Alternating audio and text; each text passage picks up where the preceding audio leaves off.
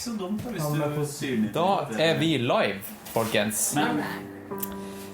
Jeg var jo hos Johannes I morges og recordet litt og snakket litt om planen for det han skal gjøre.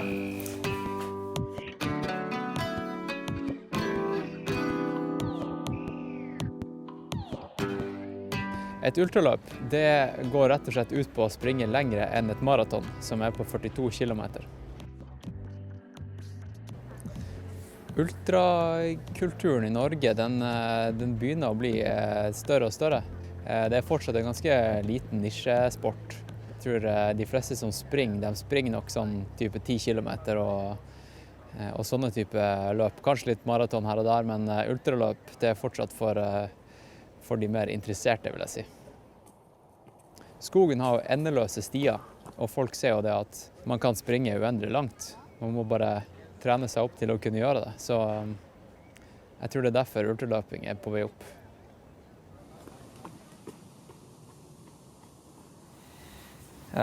Og det egentlig akkurat det som skjer nå. Nå vi her, hvor mange vi? 7 stykk.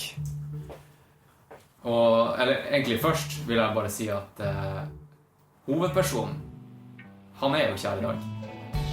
Han heter jo Johannes Rummelhoff, og det helten I hele prosjektet.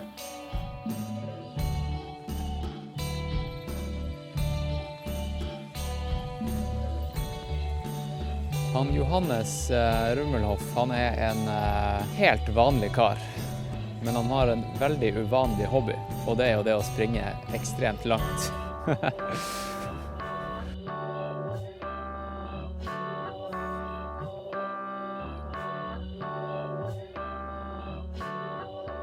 Man leser jo mye om sånne FKT-prosjekter I USA. Og det supergøy at noen starter I Norge også, at det får en kickstart. Og så dette jo en real kickstart. Det liksom ikke en liten løype heller, det et ganske solid prosjekt. Men jeg synes det kjempekult og spennende å se om man lykkes. Mange liker jo å springe og jogge, men det å springe 100 kilometer, for eksempel. Det at han Johannes skal springe 140 kilometer første dagen, det jo drøyt. Det han som skal springe fra Operataket I Oslo til Galdhøpiggen og være den første I verden som gjør det, som springer og setter en OKT, only known time.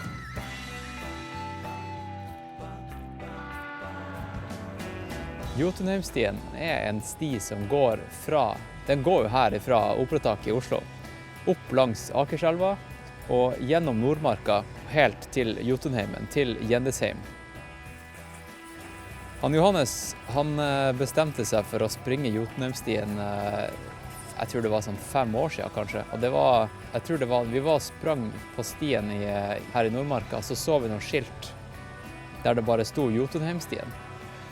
Og så dro vi hjem og så googlet vi det, og så skjønte vi det at den stien den går faktisk helt til Jotunheimen. Og sånn startet hele konseptet da, at det var litt sånn, hvor fett hadde ikke det vært?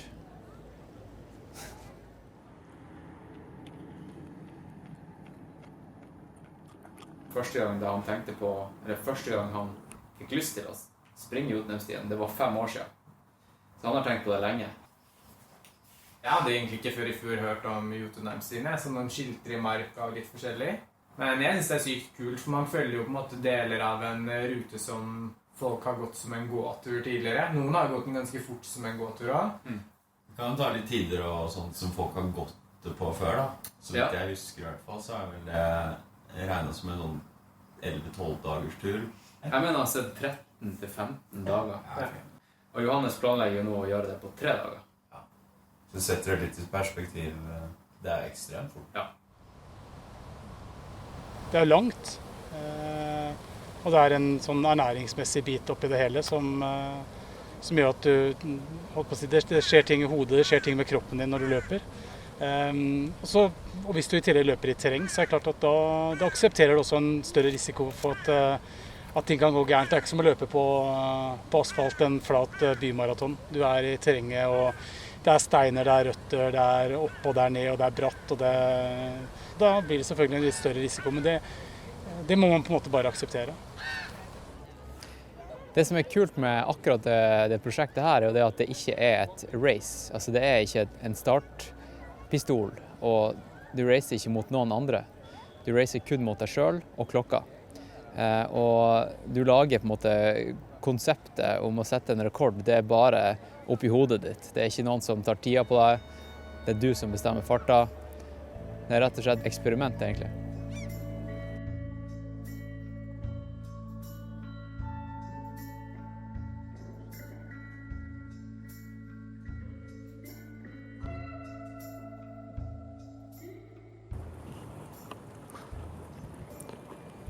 Nei, det er ikke så mye å si. Vi skal bare løpe opp til Nordmarka, komme oss til Jotunheimen. Jeg er gira nå, altså.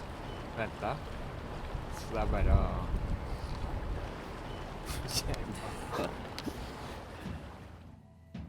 Jeg husker jeg sto på mølla på Sats og sånn. Og noen av de øktene jeg gjorde der, så bare tenkte jeg sånn faen, når du løper i Jotunheimstien til sommeren, du kommer til å ha det så mye verre enn det her, da.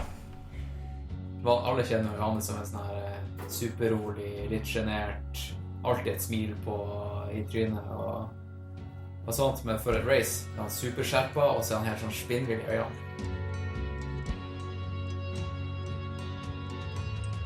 Den klamme sommernatta har lagt seg som et teppe over Oslo by. Nå er det bare turister og fulle nordmenn som er våken.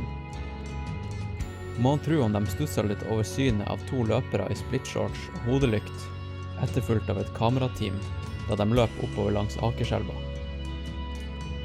Lite visste dem hva som var i ferd med å skje. Det er vel ingen som løper ultraterreng som ikke er glad i å være ute. Det er ikke bare distansen og tiden du skal mestre, men du skal også mestre det å løpe opp og ned et fjell, eller løpe i ekstreme temperaturer, eller ekstremt terreng. Du blir jækla godt kjent med deg selv. Og så du får en veldig sånn forsterkning av den naturopplevelsen ved at du har den fysiske utfordringen i tillegg.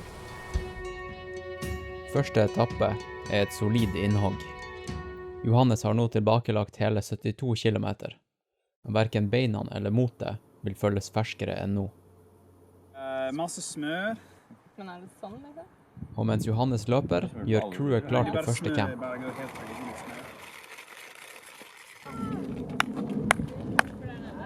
Fy faen! Hva er første pri her nå? Nei, nå må jeg bare ha drikke, altså, så må jeg ha mat. Rent vann? Slapp av litt. Good cheese. Hvordan har det gått egentlig? Ganske bra, altså. Nå tenker jeg egentlig bare å løpe de neste 10 timene. Bli ferdig med dagen. Drikke på limonadene på stasjonene. Jeg var ofte ganske sånn kjørt når jeg kom til stasjonen, da. Det var jeg. Men jeg kom meg ganske fort, følte jeg liksom. Det var liksom sprøtt hvordan man bare fikk energi av å være der, da. Ja. Hvordan man bare kom seg egentlig. At jeg bare var helt nede. Men det er gøy, da. Ja, det her er jo det du liker best. Ja, det er det. God tur, da. Takk for hjelpa, gutta. Når vi løp ut der igjen etterpå, så var det liksom tilbake i grooven, egentlig.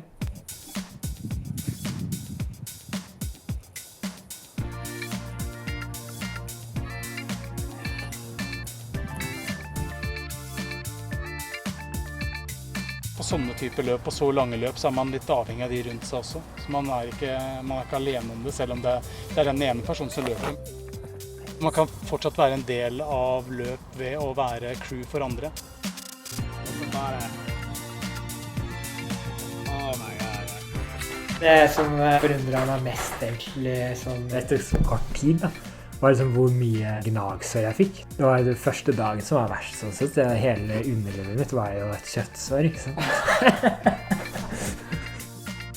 I armhulen var også vondt hver gang jeg løp med armene. Svingte med armene. Men det fiksa vi, sant? Det fiksa vi med teip, Ja. så det var nice. Og underlivet ble faktisk også bedre. Jeg vasket det jo hele tiden, og tok på ny vasselin, så det ble egentlig bra, altså.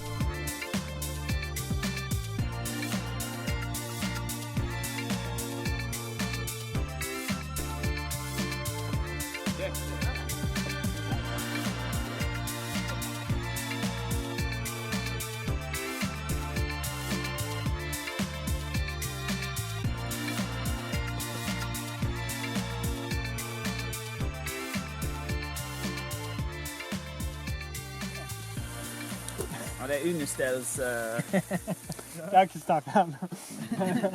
Kan du bare si hvordan du føler deg etter dag 1? Nei, det føles ganske bra, egentlig. Ja. Sprunget 22 kilometer. Så det er vel... 122 kilometer. Ja. Så det er vel relativt på skjema. Det var egentlig bare å løpe så mye som mulig. Ja. Så jeg visste ikke hvor langt man kom. Nei. Men egentlig så tror jeg vi kan oppsummere dagen med at det har gått akkurat som planlagt. Faktisk. Men det vil jeg si, ass. Det her var jo bare første dag, da. Ja, du var overraskende fresh, egentlig.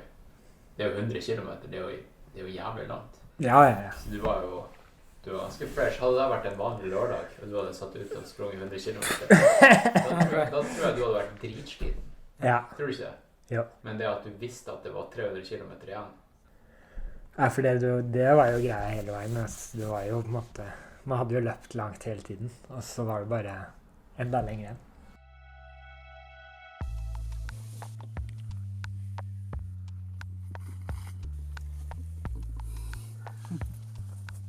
Du 35 i dag, da? Bered dere på det. Men hvis ikke, så ringer vi dere.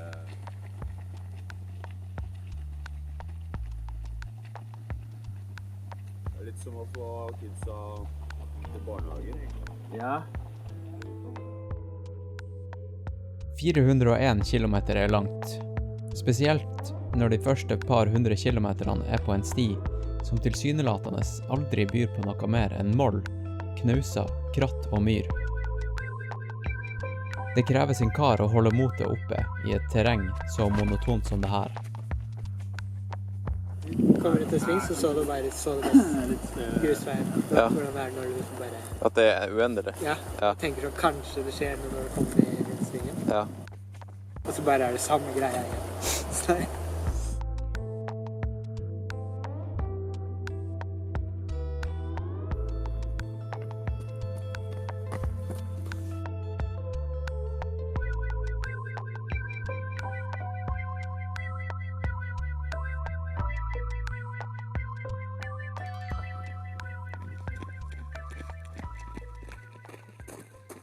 Halla. Hvordan går det? Nei, vi har jo kommet frem, da. Det er jo helt sykt å jobbe. Ja, det er helt rått. Ja, det var helt vilt. På den dagen, da, så var jeg halvveis. Og ja, da faen meg jeg bare gråt når jeg kom i huske. Jeg bare klarte ikke, jeg var så sliten. Jeg klarte liksom ikke å tenke engang. Det var bare... Det var så vondt også. Jeg var jo veldig sånn, hver natt var egentlig bare en jævlig ubehagelig. Det var liksom smerte hele natten. Jeg våkna en natt og skrusen at jeg skreik. Siste natta der. Du våkna, du bare ropte. Og da jeg satt i førersetet. Ja, og så spør jeg, hva er det, Johannes? Nei, jeg har bare jævlig vondt. Og så spør jeg, hvor da? Over hele kroppen.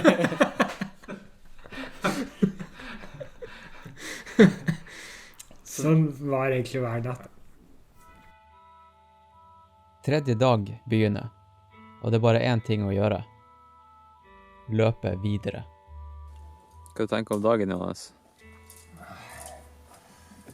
Nei, det blir bare å sette en fot foran den andre, ass. Du er god på det, da. Du har også på det. Jeg har sett deg gjøre det før, ja. Ja. Det går fint, det her. Nei, jeg vet ikke hva jeg skal si nå. Det kom ikke lett i går, altså. Altså, terrenget var Det var Norge. Det var Norge, ass. Det var ekte, rett og slett. Det var jævlig ekte. Mange som ikke hadde kommet seg gjennom deler av den ruta der. Eller ikke har måtte slite med motet, I hvert fall.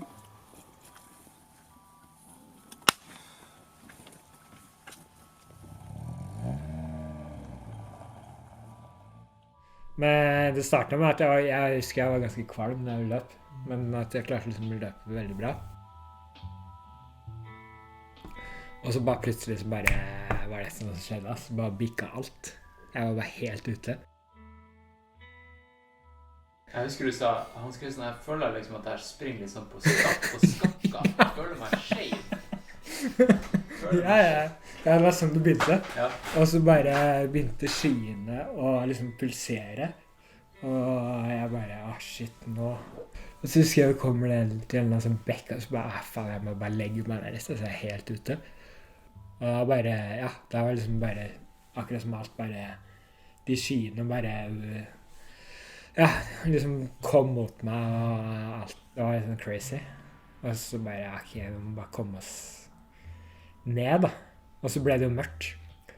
Og da begynte liksom, alle steinene hadde sånne der ansikter.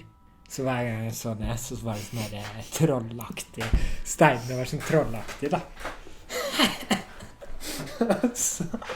Men det som er sprøtt, liksom, du ser det, og du skjønner at det du ser, det er bare hallusinasjoner. Men du skjønte det? Ja. Nei, for jeg tror akkurat I samme tidsperiode så spurte jeg deg, hvordan går det, Johannes? Og så tok du sånn 10 sekunder før du svarte, og så sa du bare sukket noe sånn her, jeg tror det skal gå. Så det var liksom, den natta der var sjukt, ass.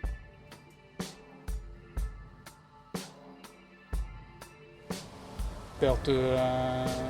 En ting at det teknisk krevende I seg selv, men når han har løpt I 3 døgn og er sliten og vanskeligheter med å holde fokus, klart at jeg glad for at han skal løpe opp på Galdhøpiggen og ikke ned. Der det bratt, og faller du ned der, så kan du slå deg ordentlig stygt. Når du skrur av hodet ditt og glemmer å konsentrere deg, det er gjerne da ting skjer da.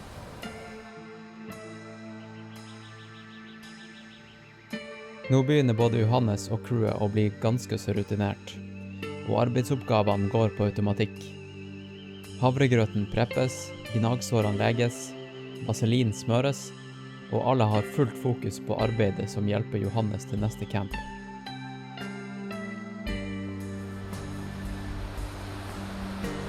Velkommen til siste uke, Spiterstrålet. Jeg var så ekstremt sliten da jeg våkna, at det bare var sånn der... Jeg husker jeg løp den første mila da, jeg bare gråt hele veien, altså. Det var liksom... Det var 90 kilometer igjen. Jeg var 50 kilometer fra Jensheim, og liksom 90 kilometer når jeg har løpt 310 da. Det jo ikke så mye, men det jo jævlig langt. Du har begynt å komme opp I fjellet også. Ja.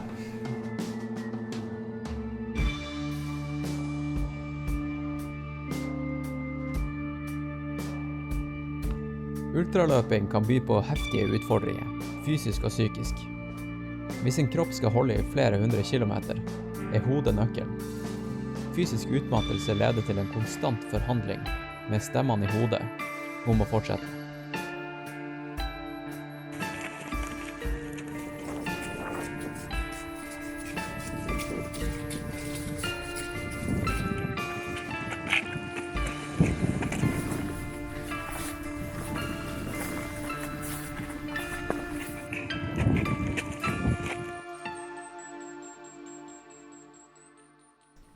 Og så plutselig så bare... Plutselig så var det et eller annet som skjedde, så bare... Fikk jeg energien tilbake da.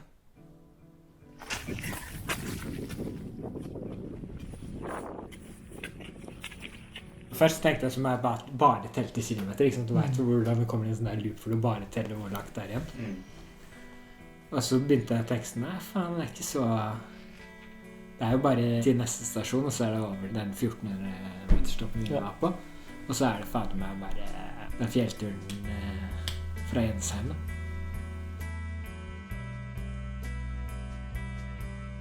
Husker du at jeg sa, der ser vi Galdhøpiggen? Ja, det husker jeg.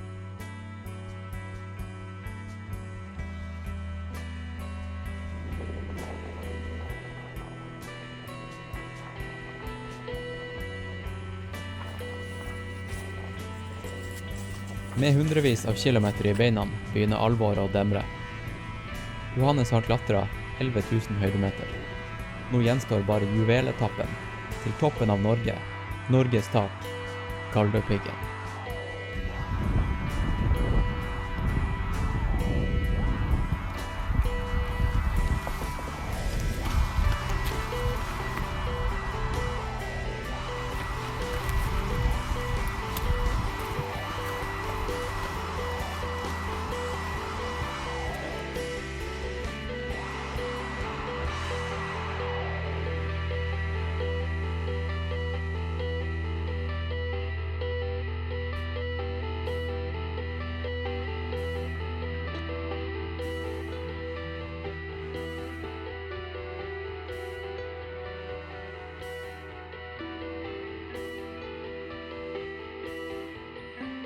Jotunheimstien og Galdhøpiggen på 104 timer. Etter bakker og berg, hvor forstand og topografi har smeltet sammen, en FKT satt av en sliten kar fra Grünerløkka i Oslo. Men han kunne aldri gjort det her alene. Planen først var jo bare å gjøre det med sekk og skreppe, liksom. Nei, men tror du også sånn sikkerhetsmessig eller mentalt for din egen del? Hadde du liksom pushet samme farta? Nei, det hadde aldri gått. Jeg klarte jo ikke å navigere. Det eneste jeg klarte var jo å løpe. Eller bevege meg, da. Altså, jeg sånn som når vi var oppe i Jotunheim, men jeg så jo ikke en T. Jeg så ingenting. Jeg hadde aldri kommet meg ned der. Du bare følte oss. Altså, det mange steder jeg tenkte sånn der etterpå at hvis ikke jeg hadde vært sammen med meg, det var altså. Ja.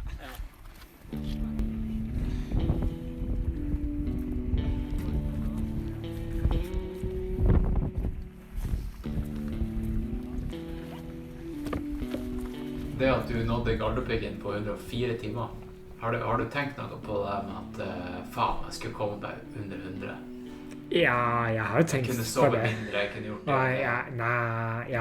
Jeg skulle gjerne kommet under 100, jeg skal innrømme det, altså. Ja.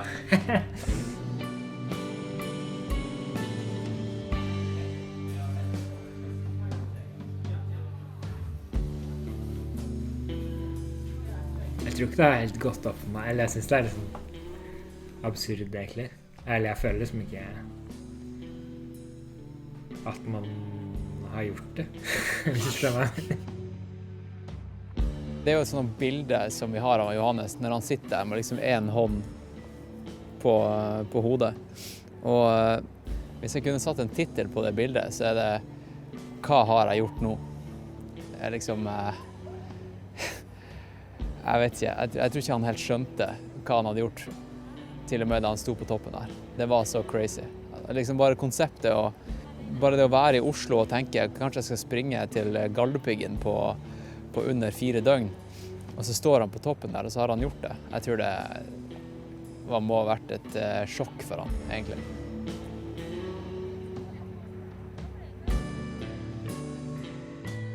Det er litt sånn kickstart. Jeg tror når man først har gjort en, så kommer det flere etter det, tror jeg ganske sikkert. Så det blir kult å se da, hvor lenge den får lov å stå før noen prøver seg.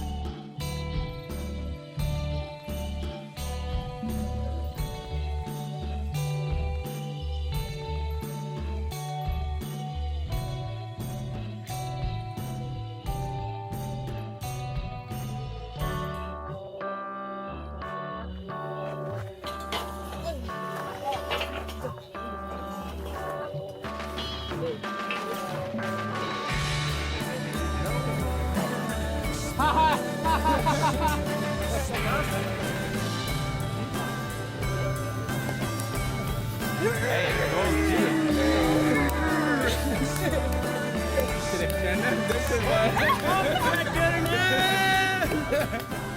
var nye navn.